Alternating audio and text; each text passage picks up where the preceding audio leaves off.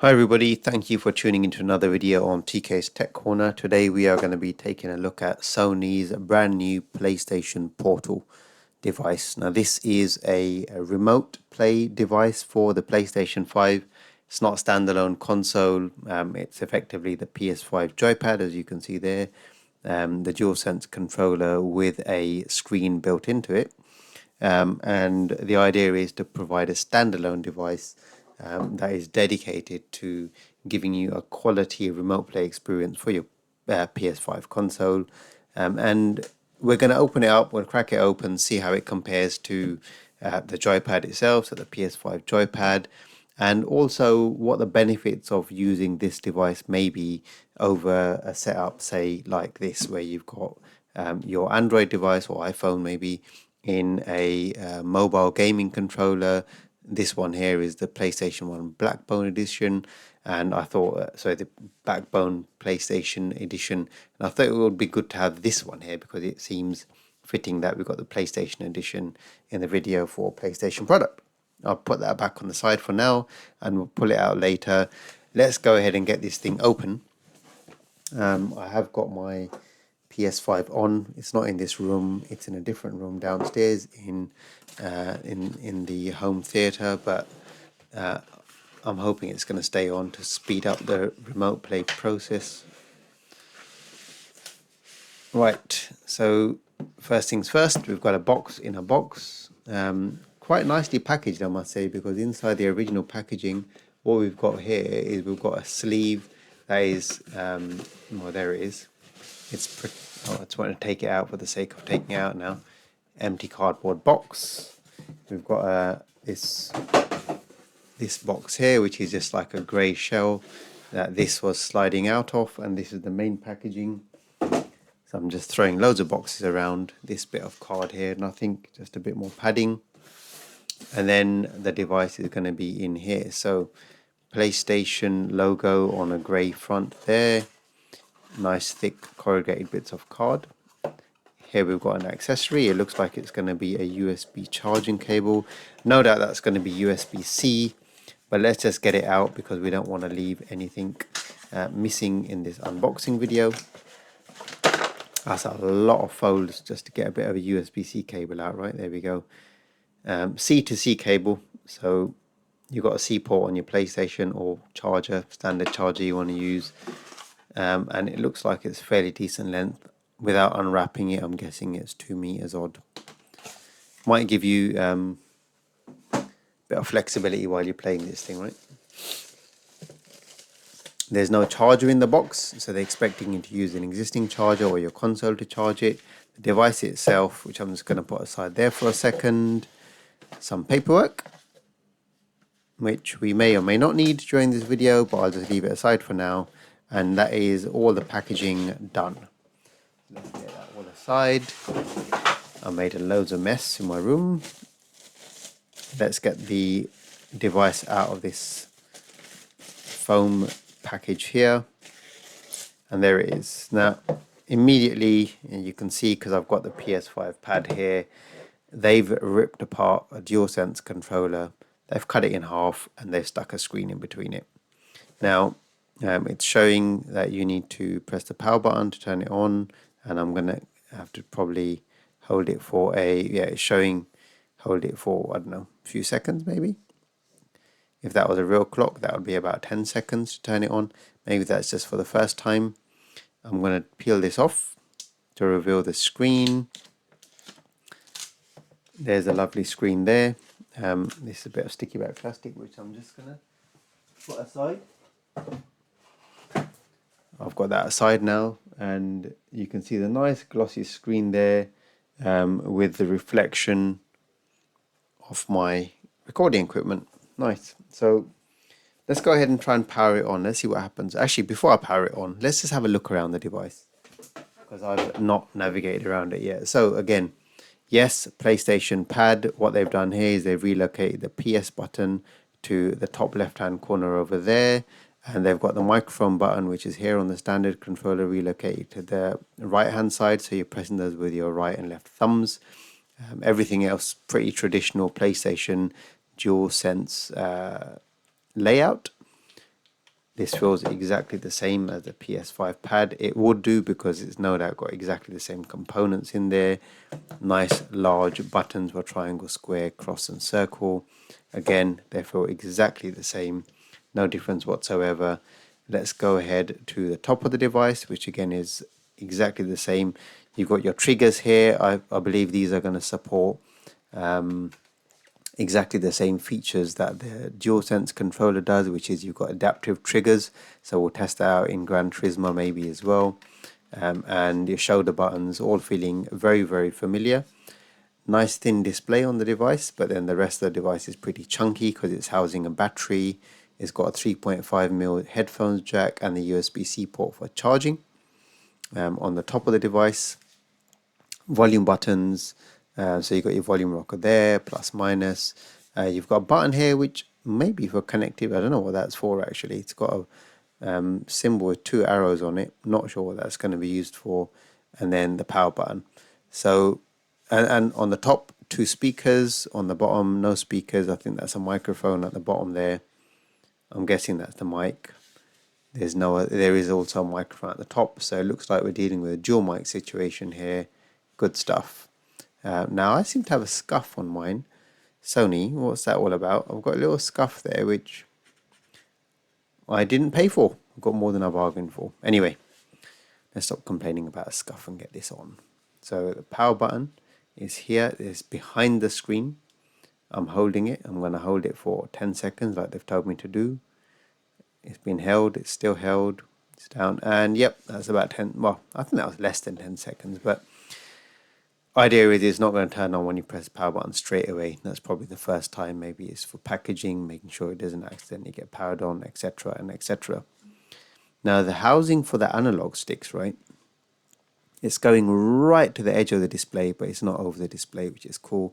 So the actual border, the bezel for the display, it's sitting on top of that on both the left and right side of this device. But there's going to be no distraction in terms of blocking the screen unless you're looking at it from a slightly different angle. As long as you're looking at this head on, you are going to be seeing this without any problems. So we've got language selection as the first thing. So we're going to select English. It's going to first ask us to set up a network connection. Now this is saying set up internet connection, right?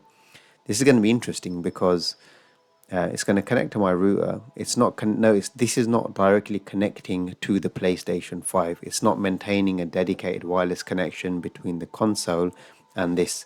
So the fact that it says set up internet connection for me means if I'm connected to my phone, say, and I'm tethering and I'm out and about, I should hopefully still be able to use this, and maybe we'll do that as one of the tests during this video. I need to just enter my password quickly. Right, I've entered the password through the touchscreen, so it's got a nice touchscreen there as well. And it's connected to my wireless network. First things first, it's going to ask for a device update. Incredible that by the time they ship these things out, God knows how long they sit in the warehouses for, that you generally need to do a device update on these sorts of things. The consoles, this as well. And this is just a remote play device, right? So hopefully it's not going to take forever to update. But what I'll do is I'll just pause the video while it's updating. Right, so the update has just finished. It's rebooting. It took some time, took about 5 odd minutes at least. Let's see what happens. No doubt the next thing it's going to do is ask me to log into my PlayStation Network account, which if it does, I'll pause the video and go and log in again because I'm probably going to have to dig for my password. It's not something you use every day. And while it does that, let's just maybe talk about the battery life of this thing. So actually, one thing I did notice whilst I was just looking at it while it was charging, it's updating now, so it's downloaded it now, it's updating controller device software, is the lighting. So the actual standard DualSense controller, you've got the lighting around the touchpad there. In this case, I suppose you don't need the touchpad because your screen is going to be a touchpad. I'm guessing that's going to be the setup. But the lighting on this controller here is down the sides and it looks quite nice. It goes around the analog sticks and down the sides and it just disappears out there. Slight changes, intricate. Overall, nice looking device. Portability is a big question mark because I don't see myself ever carrying this outside of the house.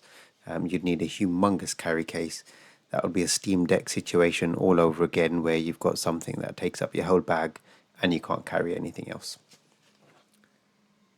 Battery life, I think we're looking at around, I've seen 4.5 to 9 hours. If you get 9 hours on this thing, that's quite impressive. It's got a fairly large battery, 4,370 milliamp hour battery in this. And from a weight perspective, we're looking at about 500, or just shy of 539 grams on that. So let's see what happens when it fires up. We're going to be comparing this also to, as I said earlier, my remote play experience using the backbone and just an Android phone. I'm going to pause the video whilst this is updating because this may take some time. Right, so the update has complete. It's rebooting again. So let's just see what happens. I'm guessing it's just going to come up with a PlayStation logo. Yep. And hopefully now we're going to be at the point where it's going to be asking me for my credentials. And hopefully that's going to be the last pause in the video, because I want to show the whole boot up and update and process to get started. But it is taking some time, unfortunately, though. We're getting there. We're getting there. See what this gorgeous 8-inch display is all about. Right, to sign in, scan the QR code. I can sign on the PlayStation app, so that's what I'm going to do, right? So I'm just going to get this phone out of the backbone for a second and go into the PlayStation app, because I think I'm signed in. I hope I'm signed in. If I'm not, I'll get my other phone. PlayStation.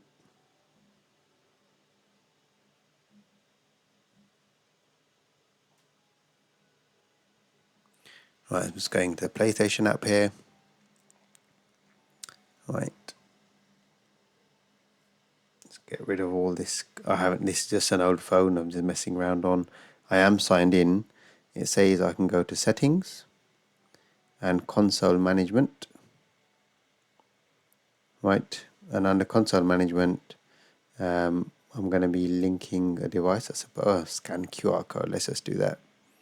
Enable camera access. Right, so we're going to scan the QR code. I'm going to approve. So did you just try and sign on your device? Yes, I did. And you're all set. Right, that's quite nice because it's an easier way than entering loads of credentials. Select a PS5. This is hopefully going to pick up my console on the network.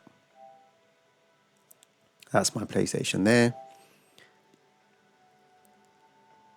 Right, so it says, well, I think I've got, well, mind you, what does it say? From the PS4 home screen, go to settings and remote play, turn on.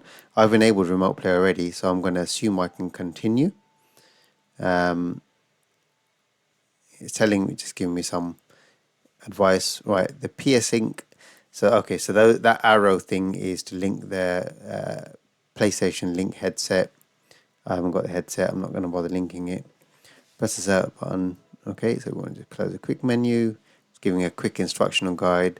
The screen looks quite nice. It is the initial impressions.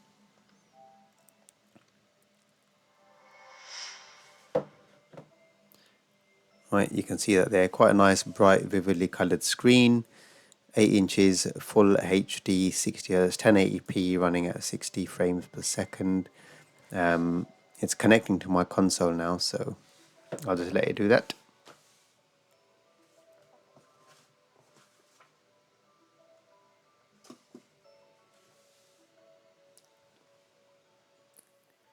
Looks impressively vivid and bright for an LCD screen. It's not an OLED screen. This is an 8-inch LCD panel. It's saying it's ready to play, so straight in, and there you go. What I'm seeing here on the screen is Sackboy. I'm going to hit resume and see how it looks. So there you go. I mean, it doesn't look very sharp. I'm guessing it's going to be upscaling and rendering based on the wireless connection quality. This should be connected. This is connected to a hotspot which is in my room, hopefully, which is a Wi-Fi 6 access point. I'm trying to get back to the settings on the device. So how do I actually go? Because I want to make sure I'm getting, or I want to see if there's any way of checking the quality of the stream here, right? So you're not going to be able to see that. Feedback working nice. So I'm getting the force feedback there, the rumble. Let's just go into a stage.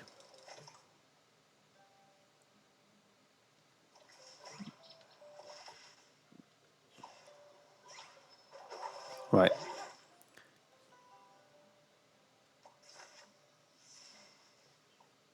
So I can see the quality has improved. So it was just negotiating. I guess, well, mind you, it's brought up a warning there. I'm guessing that's going to be a network type warning. Interesting though, because there is a hotspot right in my room, which my phone is also connected to. Mind you, it could also be because bandwidth is being consumed whilst I'm recording the video.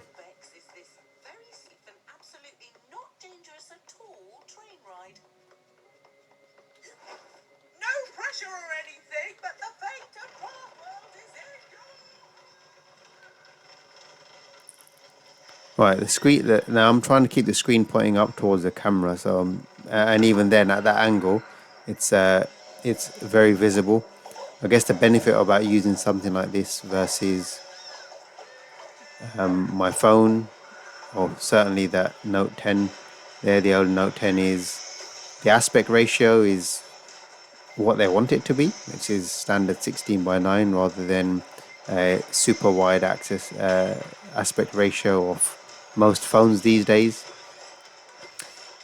You know, I am going to be comparing this in a few days to something like my Fold 4 using a mobile controller. I've got a new controller that I'm testing, which I'm not allowed to give any information on at all due to an NDA I've had to sign.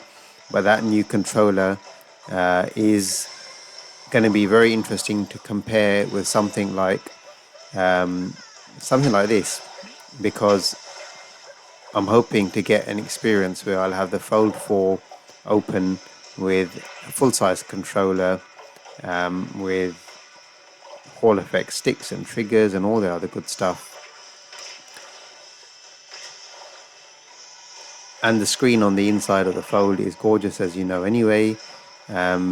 Almost comparable to this in size. Though yes, from an aspect ratio perspective, I'm not going to get a full screen sort of experience that I am getting here. So let's just talk about this. What am I getting here? I'm getting a remote play experience for the PlayStation 5, which seems to be working pretty well, to be honest. Nice and smooth. 1080p, 60 frames per second on a nice 8-inch LCD display. Great sound. The sound is quite good. In fact, it might be too loud and I'm going to turn it down because I don't know if it's affecting you hearing me or not. I'll turn it down to about a third and it's still nice and clear audio, and a control layout that you're extremely familiar with because this is your PlayStation joypad basically, right? So I'm going to just quickly skip out of this game and I'm going to go to Gran Turismo because I want to just test out the analog sticks and it's a nice place to test it out. So let's just get into Gran Turismo quickly. No doubt the adaptive triggers are going to work. So if you look at the, why would you want this? Because you're not going to carry this thing around, honestly. I can't imagine most people carrying this thing around. Comparing it to something like this, a setup like this where you've got your phone in a mobile game controller, a good quality one such as the Backbone one here, and this one here is a PlayStation edition. You've got a remote play app. So if I've got the remote play app there and I can play remotely, why would I want this in the house? This is great. Dedicated large screen, full aspect ratio, no borders and any of that nonsense, and full size controller that's going to give you the best of a PlayStation 5 gaming experience in a remote fashion. Here, your compromises are controller size, comfort, how long you're going to be able to play for, and then you're tying up your phone maybe as well. That may or may not be a problem, right? The PlayStation Remote Play app, the official PS Remote Play app, only supports 720p. It does support high frame rate, and I'm guessing that uses 60 frames per second. But it is worth noting that it does only support up to 720p. You can get the 1080p experience that you're getting here if you're using a third-party app. This one here is PS Play, which is another remote play client, and this is from the Play Store. You purchase it. I purchased it. I think it was for $4.99. And if I'm connecting on here, it may take it over, so I won't do it right now. I'm getting my 1080p high frame rate, and I'm close to that again. Yes, the only compromise then is the joypad. Let's just quickly get back to this.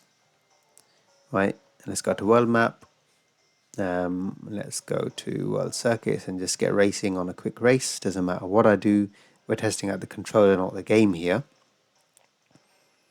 So if I go to Europe maybe and pick a nice motor.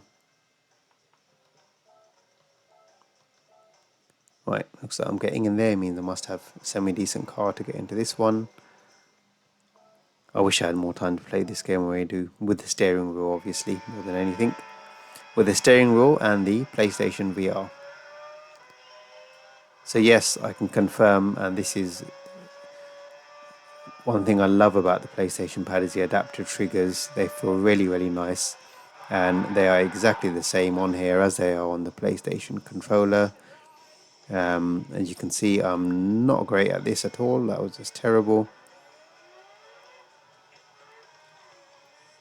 Should be slowing down in corners. And I've gone straight off the track again. I'm not here to demonstrate my gaming quality or gaming skills. I'm here to demonstrate the pad. That's my excuse anyway. So, on that note,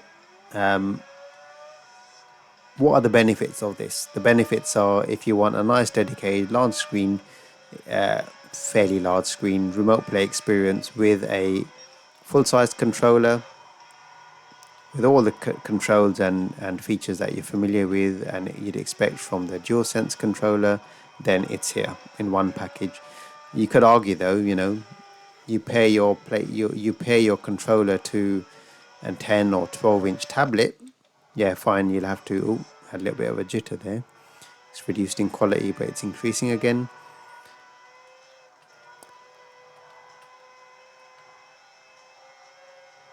Yeah, so going back to what I was saying, you could stand up a tablet if you really wanted to, but then you're not getting the sit on the couch experience, because this you're holding, it's all in one hand. Sorry, it's in two hands.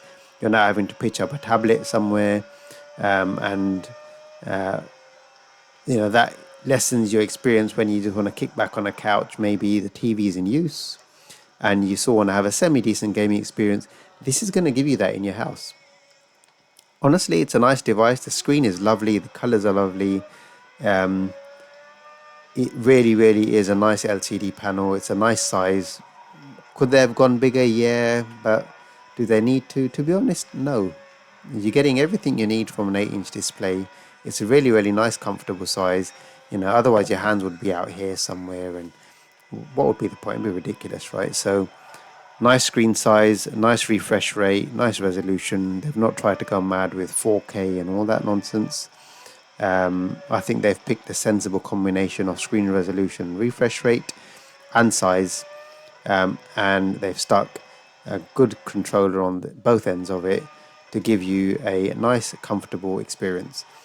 Just before we go though, one thing I have to test is I have to test this using tethering mode on a hotspot. So if you did want to take it out, could you take it out? Right? Could you take it out? You can see as I touch that there, you get the trackpad up. That's your trackpad, and it comes up on both sides. And then whichever side you use, it hides the other side. So that is your trackpad there, basically being replaced. So let's go and now the thing is, I don't know how to get into the menu of the actual device, which is just strange, right? There's no dedicated button to show me the settings for this itself, because as you saw, when it went through the initial setup, I had to connect to a wireless network. Now what happens if I want to connect to a different wireless network, for example? Where do I find an option to do that? I don't know. I'd probably have to read the manual. I don't want to do that. So I'll tell you what I'm going to do. I'm going to turn off the PlayStation. See what happens. Enter rest mode. Now when this thing disconnects, it has to give me a menu to connect to the PlayStation again. So it's gone back into its default home screen there. And finally, I've got the menu up. So I can't seem to bring up this menu. Maybe I'm missing something. Right. Now, there's not really much more you can do from here. Who knows if they'll enable some small games that you can play directly on the device. I don't think they will. Right. Why would you want to turn airplane mode on this? What would you do? I don't know. Because that means it would disable Wi-Fi, which without, you can't do anything on this. Display brightness, and you can also change the brightness of the light bar and the brightness of the mute button as well. System settings, so it's got some settings. It shows you the device firmware versions, etc. You can reset it. Power saving options, so you can enter rest after 1 minute. Well, that's interesting. So when the remote play session is active, it's not going to lock your screen, which is great, because that would just be very disturbing, especially if it was a minute. But you can change that anyway. Date and time, language, and the controller settings, vibration intensity, trigger effect intensity, and the thing that we were looking for is a network, right? So if I want to connect to I'm going to start tethering on my phone. So I'm just going to get my phone. Right, so I've got my phone here. I'm going to run a speed test just to see what sort of speed I'm getting. So I'm off the wireless network. No, I'm not. I should be off it. I'm going to, right.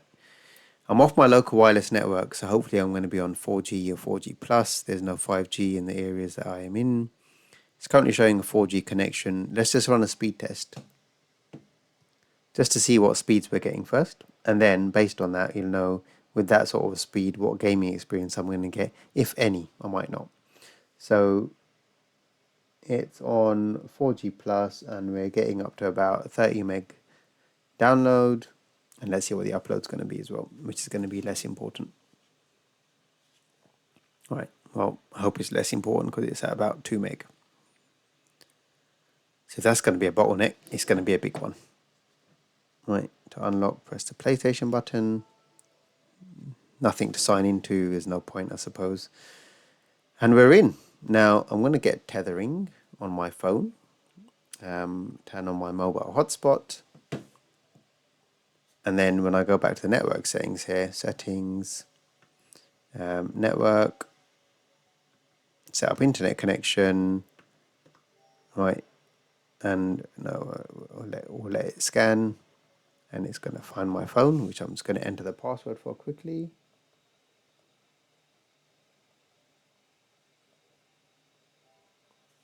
Right, so hopefully this is going to connect to my mobile network, and now the important thing here is my phone is not on my home network. So I'm connected to my phone, which is just using mobile data. I'm simulating that I'm out of the house, out and about. I've got this thing with me in my pocket, yeah, right? And I want to have a quick go on my PlayStation. Now it's telling straight away, I want to reconnect. It's telling me you've lost connection.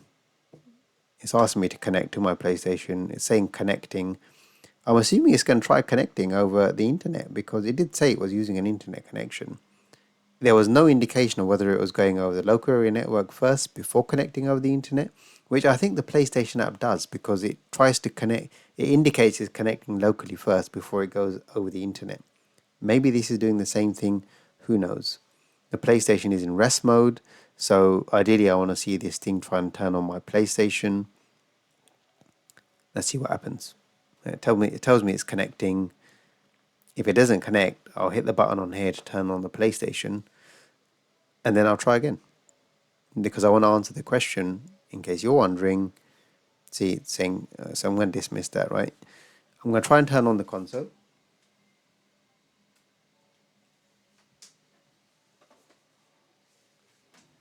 Right, I think the console may be on. may or may not be on.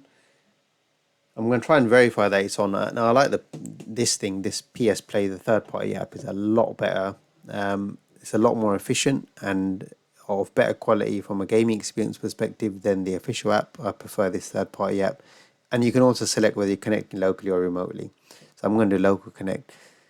The fact that you can connect locally or remotely through the mobile app tells me that this really should be able to work over an internet connection, because PlayStation Remote Play does support connecting over the internet. So, it depends on what this device tries to do. If you haven't got it there now, I think they'll get it there in the firmware update. But the most important thing here is the PlayStation on? And I might have to run down and just turn it on. I don't know, because I'm quite far from it where I am, and the controller may not have actually turned it on successfully. It should turn on itself anyway.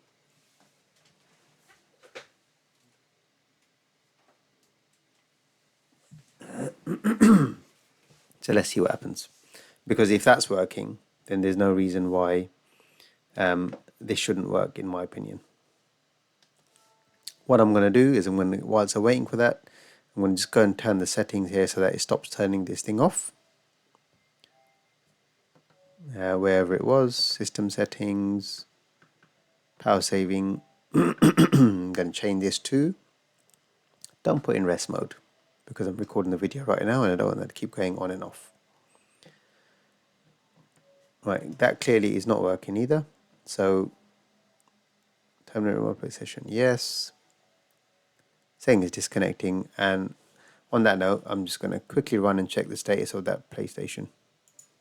Right, I verified the PlayStation is on. We're just going to try once more. If not, we'll call it a day. I think we've had a good look at this device.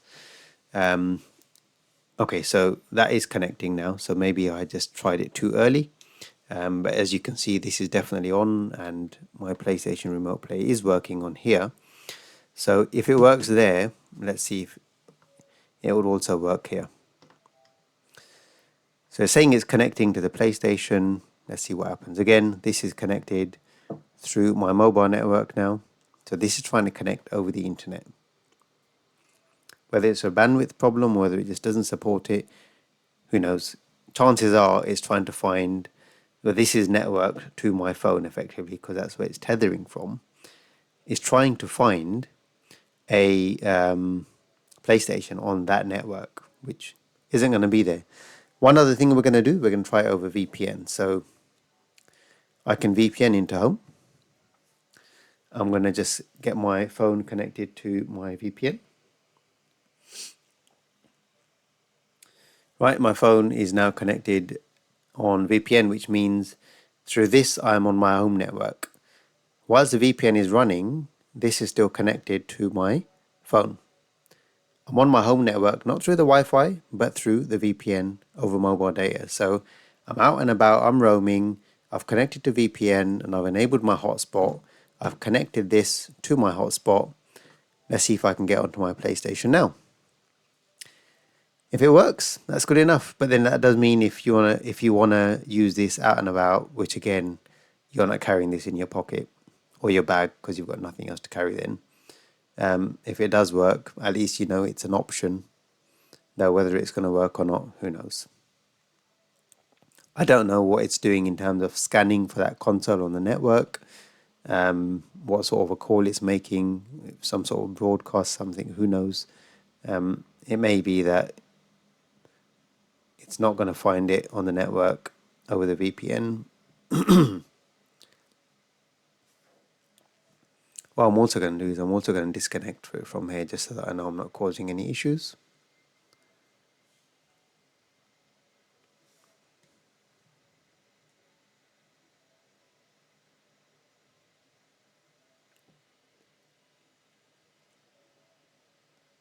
Doesn't look like it's going to work. Really doesn't look like it's going to work. It's taking its time to fail though.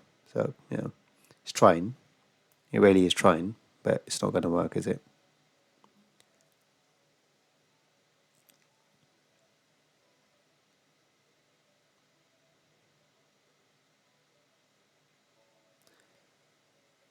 It did, pretty sure it failed a bit quicker the first time around. Pretty sure it did.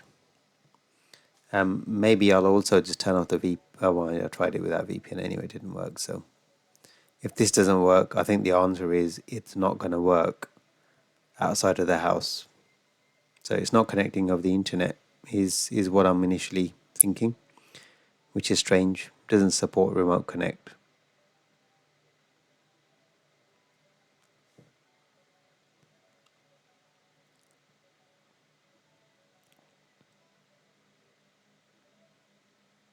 So we'll let it keep trying. I won't disturb it because it's not timed out itself. And there you go. It's not working. So on that note, let's assume that this has to be on the same network as your PS5, physically on the same network, well, wirelessly, but you know what I mean, connected to the same network as the PlayStation 5. It's not working over VPN. You know, I am on VPN here and it's not working, so that's just a shame. But anyway, there we go. On that note, I'm going to end this video. I hope you've enjoyed the video. I hope you found it useful. If there's any questions that you have about the PlayStation Portal remote player device that I haven't answered, that you are hoping to get answers for, please do ask them in the comment section below. I'll be more than happy to answer your questions. If you've enjoyed the video, please leave a thumbs up. And if you haven't already done so, please hit subscribe on that channel. Now, I am saying it again, I have got a controller that I'm testing, which is going to be really interesting when I put it side by side with this and my Fold 4 in an open mode. You can see my in an open mode. Yeah, you can see that there, with another mobile gaming controller, to understand whether you need something like this or something like this with a better controller that you actually can take on the go. So, you know, just saying, consider it. Definitely hit subscribe and the notifications to get notified of that next video, which I'll be releasing on the 20th of November. Mark that date in your diaries, 20th of November, brand new controller coming, and hopefully you're going to see it here first. So take care, thanks for watching, and all the best.